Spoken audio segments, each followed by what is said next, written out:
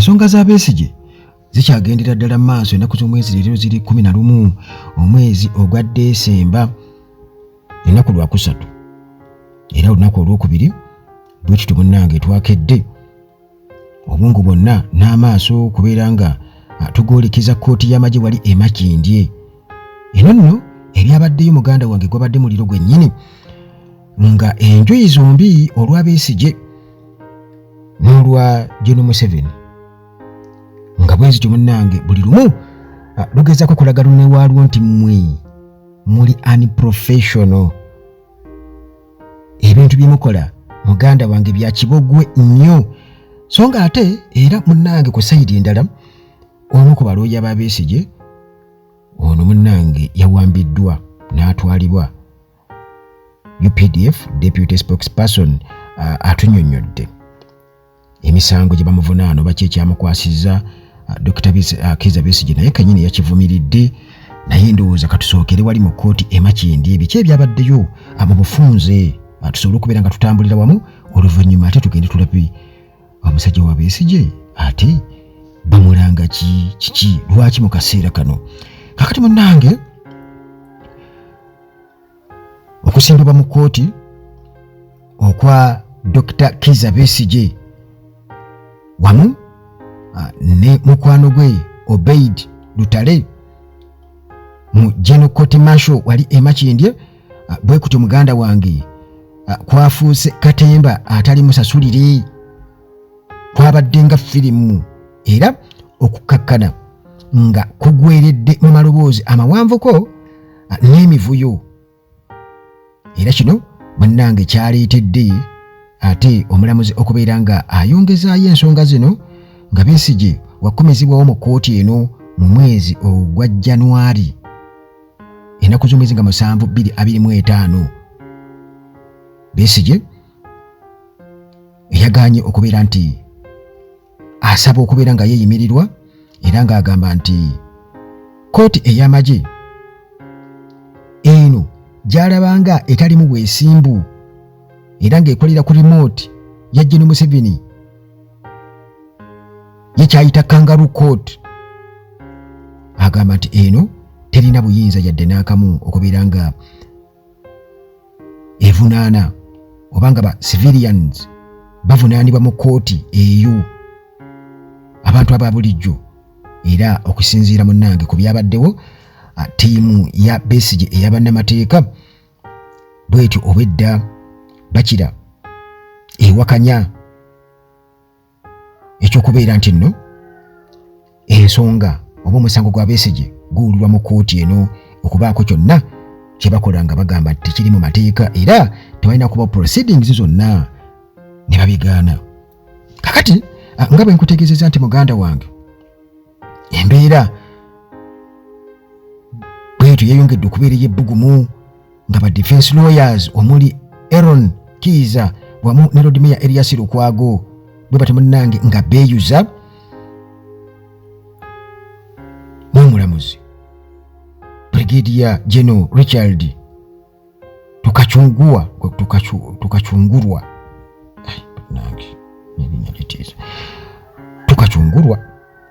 Kakati munnange Kizza Besigye bwatyo yayongedde okubeera nga ate ayongera omunnyo mu kiwundu bwe yategeeza naga nti omulamuzi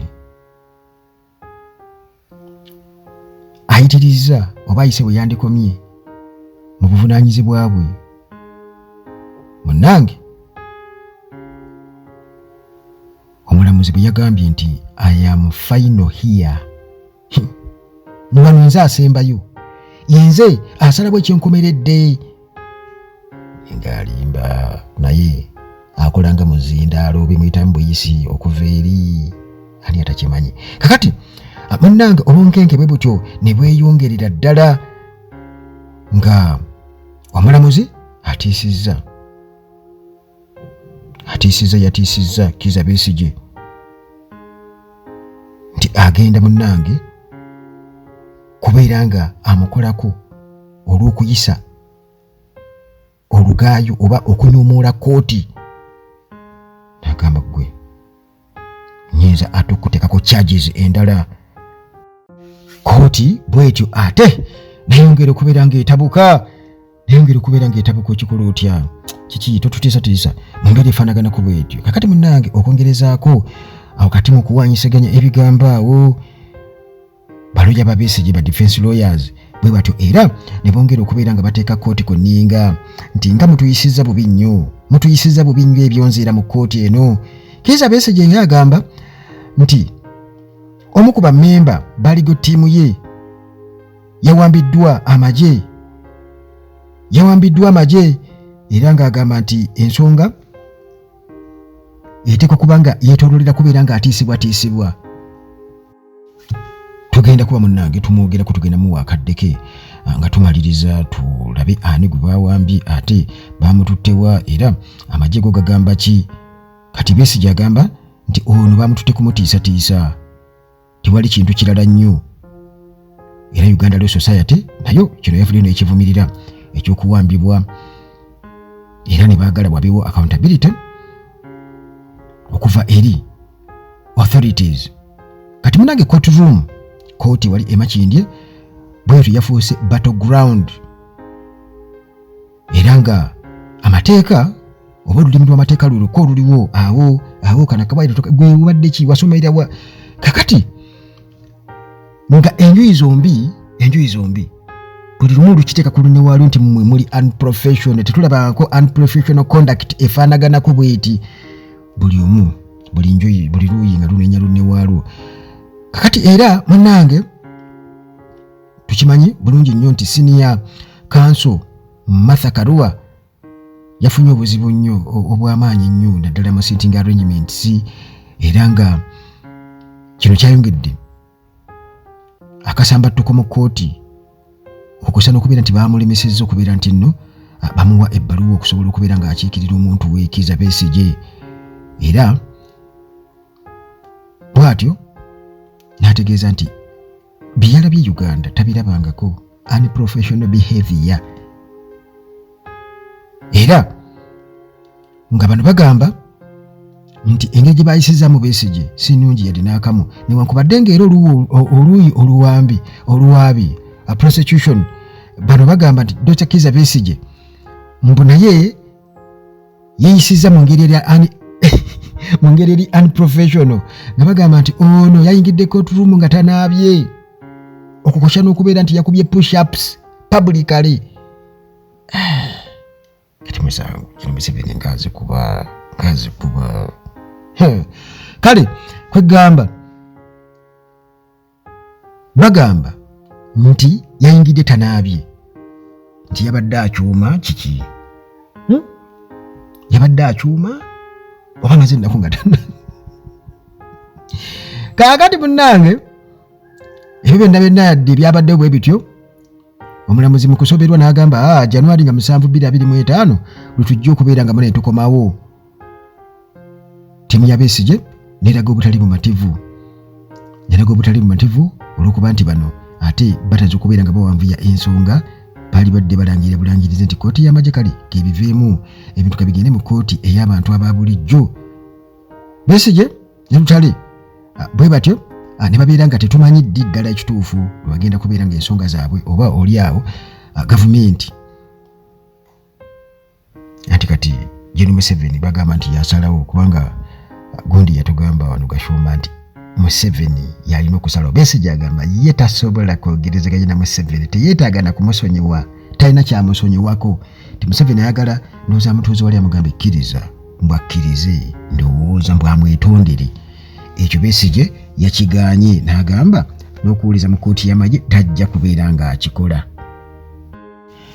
Aduuli Ronald ono nga y'omu ku abo ababadde ku ttiimu ya Dr. Kizza Besigye mu kumuwaliriza naye yasimbiddwa mu kooti marshal n'asomerwa emisango. Egyo ndowooza tujja kugyongerako kubanga nkyalina byenkyajjuza mujjo.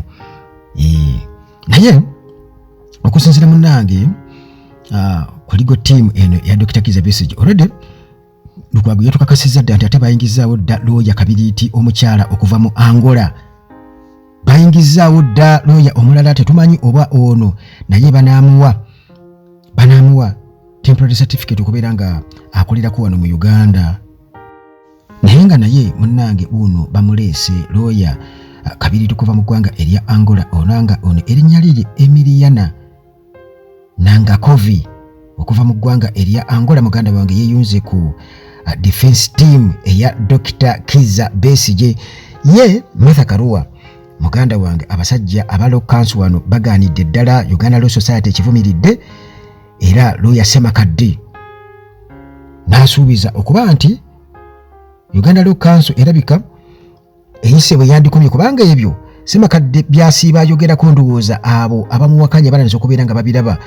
Era Aaron Kizza ono nga ye lawyer omuzibu ennyo mu kubuuza ebibuuzo n'okusimba ensonga mu ligo ttiimu ya Besigye bw'atu yakakasiza n'agamba nti kino kyetaaga okutunuulirwa olw'olutalo olwetaaga okubeera nga tulo batwalira nabo wali e Kenya mu Law Society yaabwe eya Kenya bakitunulemu. Era bwetyo Law Society ya Kenya nayo yasuubiza n'egamba nti egenda kutunula mu nsonga eno eya Uganda okubeera nti yagaanye okuwa certificate omuntu waabwe Martha Karua okubeera nga akolera mu ggwanga lino. Kiba kitegeeza nti n'abeeri bannayuganda bano abakolera eri mu nkola y'emu bagenda kuba nabo nga bagobwayo, tebagenda kubakombya